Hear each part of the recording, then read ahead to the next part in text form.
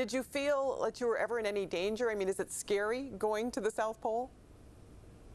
It's not scary. They do try to give you medication ahead of time because the altitude is almost 2 miles above sea level, so you can't exert yourself. That's about the scariest part.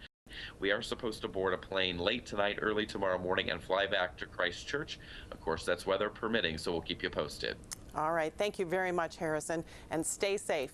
You can chat with Harrison about his trip to Antarctica this evening. He's hosting a live Twitter chat from 9:30 to 10:15 tonight. Just send your questions with the hashtag #DestinationAntarctica.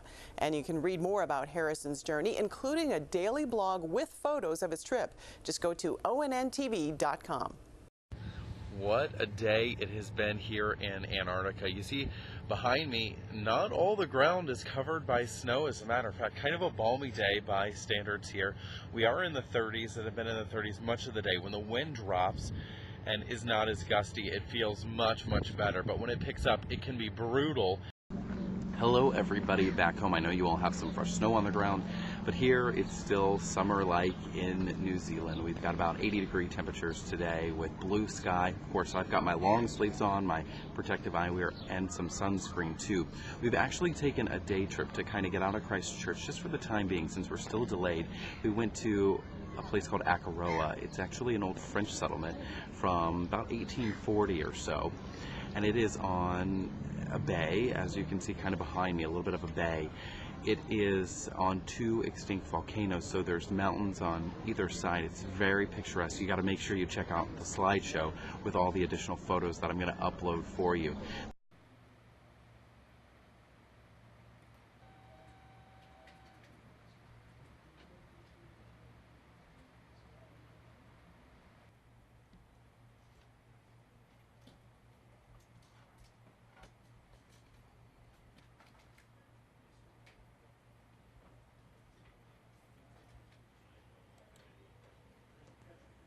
Well, I made it after a 5-hour flight. We touched down this morning in Antarctica on Pegasus Field around maybe 4:30 a.m. Of course, it's 24 hours a day, sunlight here, so it was bright and sunny. You definitely needed the sunglasses.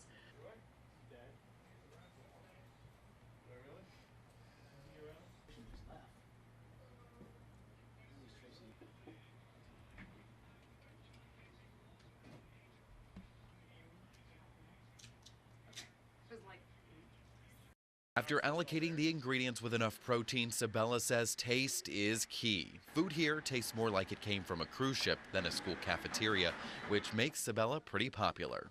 What we try to focus on is trying to keep morale up and keep people happy. And food is the biggest way we can do that around here. After all, the way to a person's heart is through their taste buds. Sabella was cooking at a country club in Cleveland before he quit his job for a chance to run the kitchen in Antarctica. Each night this week, I'll bring you a new story on Antarctica, and then at 8:30 p.m. on Thursday, you can watch the Destination Antarctica special right here on ONN.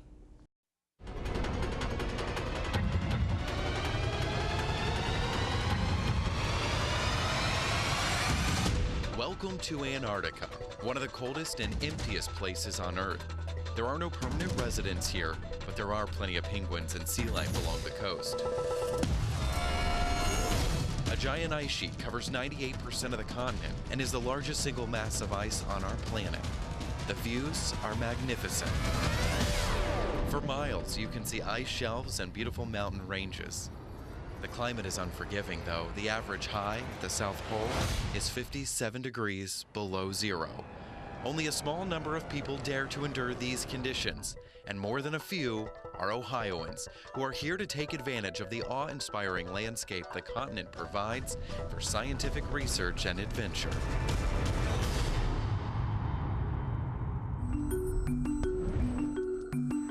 I made my way to the last unexplored frontier, Antarctica, to observe what life is like on the continent and see how Ohioans are contributing to America's scientific endeavors. It's a long flight to the bottom of the Earth. My journey started by flying more than 8,500 miles from Columbus, Ohio, all the way to Christchurch, New Zealand. Christchurch is a hub for the United States Antarctic Program and is a gateway city to the ice. Once there, the U.S. government fit me with special clothing to ensure I was prepared for the environment. Or ecosystem changes without knowing the big picture. And that big picture means looking at how changes here impact everyone on the globe. Research thousands of miles away, and ultimately the answers that follow could change our habits here at home in Ohio. There are close teleconnections and interrelationships between the changes that are going on in Ohio and what's going on around the world. So we're trying to understand how they're all connected and how they relate on a larger scale to the planet as a whole. But it all has to start somewhere, and that place, with university professors in the lab and eager assistants in the field, is Antarctica. The research doesn't stop on the ice. Later, we'll go inside the Bird Polar Research Center on the Ohio State University campus to learn their role in investigating cooler climates. Plus, all the aircraft that fly from McMurdo, my folks have full hands-on from the moment it hits the ground to the moment that it leaves the station.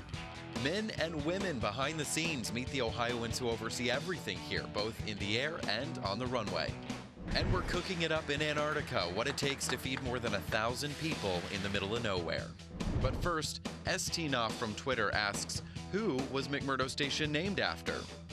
McMurdo Station is named for the McMurdo Sound in the Ross Sea. That was named for Lieutenant Archibald McMurdo of the HMS Terror. That boat charted the area in 1841 under command of British explorer James Clark Ross. Another Twitter follower, CSL Washington, asks, what is the giant telescope at the South Pole used for? Astronomers use the tool to explore dark energy. It's a concept that might be causing the universe to expand at an accelerated rate. But first, CMH Realtor from Twitter asks what type of planes are used on the continent. The military and private contractors use several different types of planes. I flew on a C-17 from New Zealand, an LC-130 to the South Pole, and a helicopter in the dry valleys. Another Twitter follower, Dustin Miller, asks, are there religious services in Antarctica? The Chapel of the Snows is at McMurdo Station. This is the third chapel after the previous two burnt down. There are two chaplains who use the chapel, one Catholic and one Protestant. They also use the chapel for social organization meetings during the week. Researchers have uncovered many mysteries locked into the Antarctic ice sheet over the last 60 years. Ohioans have had a significant contribution. These voices of today are optimistic about the future. The Earth will continue to change, for better or for worse. They hope the next generation of Ohioans join them to solve some of the lingering questions at the bottom of the Earth, questions that ultimately impact us all. Our scientists here make projections in terms of what the climate system is likely to throw at us, you know, in 20 years, in 100 years, in 200 years. So that everyone should be interested in that, because that's our common future. Understanding how the planet responds to climate here, where it's very, very sensitive, is important to understanding climate change as a whole. Antarctica is key to a number of things in the world environment, that might not be obvious. Virtually every glaciated area on the planet outside the polar regions is losing mass, and doing so rapidly. And what are the implications? What will the implications be? There's something about when you're doing primary science, it's like you're extending the universe of knowledge by a little bit, you know. And even no matter how small a little bit that is, it's your little bit, you know, if you ask the right questions. Taxpayers have helped further science by investing more than $440 million in the U.S. Antarctic program just last year. This truly is the last unexplored frontier in the world.